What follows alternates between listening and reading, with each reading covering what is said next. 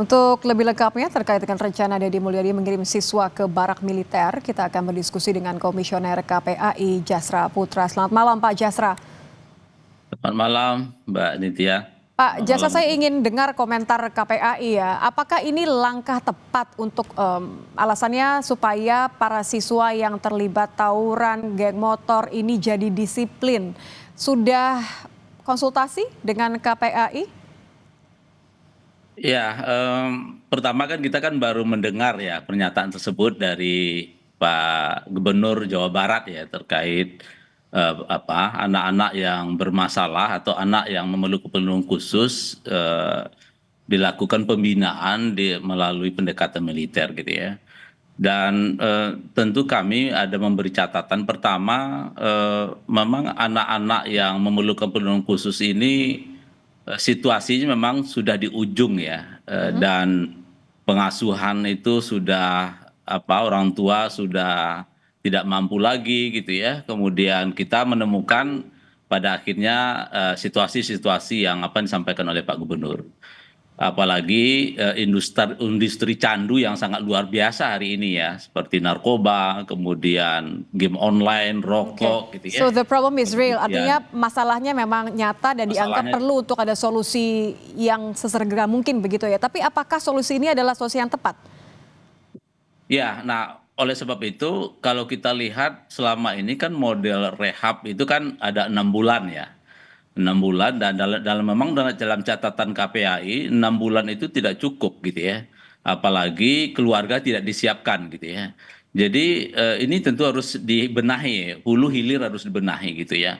Hulunya bagaimana pasca reintegrasi atau pengembalian pada orang tua, keluarga harus siap juga gitu ya. Jangan sampai katakanlah salah satu pendekatannya adalah pendisiplinan.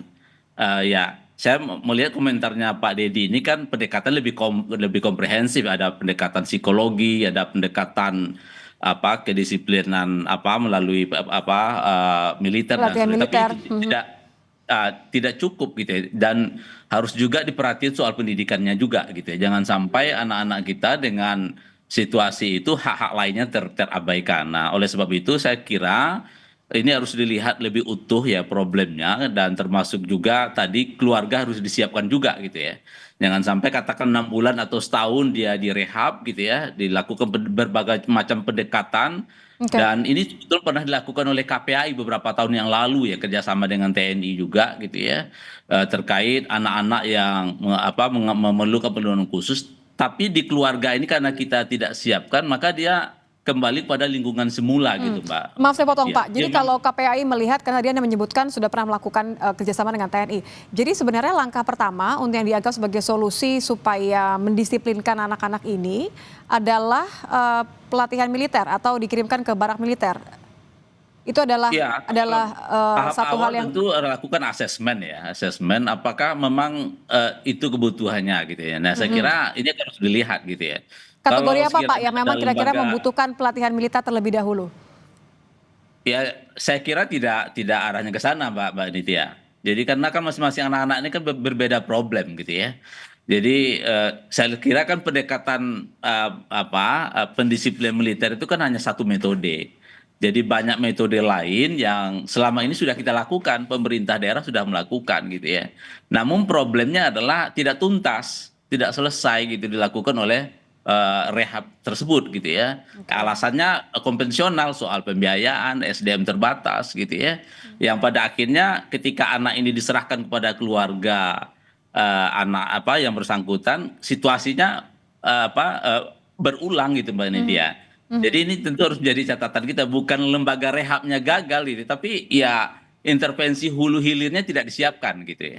Jadi pada akhirnya kita tidak melihat bagaimana problem anak itu sesungguhnya gitu ya, karena kita hanya parsial saja menyelesaikannya gitu. Kalau skema terbaik bagaimana ya Pak Jasra? Kan kalau kita lihat tadi minimal 6 bulan, mungkin sampai setahun, Pak Deddy mengatakan seperti itu. Buat mereka yang memang masih terdaftar di bangku sekolah dan seharusnya mendapatkan sampai akhir, dikhawatirkan ini justru merenggut kesempatan dan hak mereka untuk menuntaskan pendidikan. Apakah memang harus lengkap gitu, jadi ya sekolah juga, tapi ada pendisiplinan juga. Bagaimana idealnya? Iya, kalau pendekatan hak anak ya harus harus komprehensif gitu ya. Pendidikannya, kesehatannya, kemudian termasuk juga soal situasi-situasi yang dialaminya gitu ya. Termasuk juga misalnya soal gangguan kejiwaannya gitu ya, lingkungan yang tidak mendukung, termasuk juga industri candu yang katakanlah menggerogoti anak-anak kita. Jadi Hmm. memang harus komprehensif gitu ya. Tidak boleh oh ini hanya cukup pendekatan pendisiplin militer ya, tapi apa problem misalnya soal apa gangguan kejiwaannya tidak diselesaikan, problem Mental ya. keluarga aja tidak diselesaikan, pada akhirnya kan kita akhirnya parsial menyelesaikannya, Mbak Nitya. Hmm. Jadi memang harus komprehensif, maka kuncinya adalah di asesmen awal, kemudian dilihat intervensinya. Kalau memang lembaga rehab selama ini mampu menyelesaikan itu, saya kira didorong ke sana gitu ya. Tapi kalau lembaga rehab yang ada katakanlah tidak mampu menampung dan tidak tersedia, mungkin bisa tempat-tempat rehab lain dengan tetap memperhatikan perspektif pelindungan anaknya gitu ya. Oke. Dan ini tentu harus disiapkan gitu ya. Terakhir Pak, singkat saja. Tapi berarti ini hanya bisa diwujudkan kalau mendapatkan izin dari orang tua atau wali ya? Atau sebenarnya menurut Anda negara punya hak untuk mengambil alih? Singkat saja. Iya, hak anak itu kan harus dekat dengan keluarga. Jadi tidak boleh satupun memutus ya kedekatan anak ini dengan keluarga, termasuk tembok penjara pun gitu ya. Nah, oleh sebab itu tetap minta izin dengan wali, kemudian menyampaikan hasil asesmen anak ini kayaknya butuh pendekatan-pendekatan rehab lainnya, sehingga dukungan itu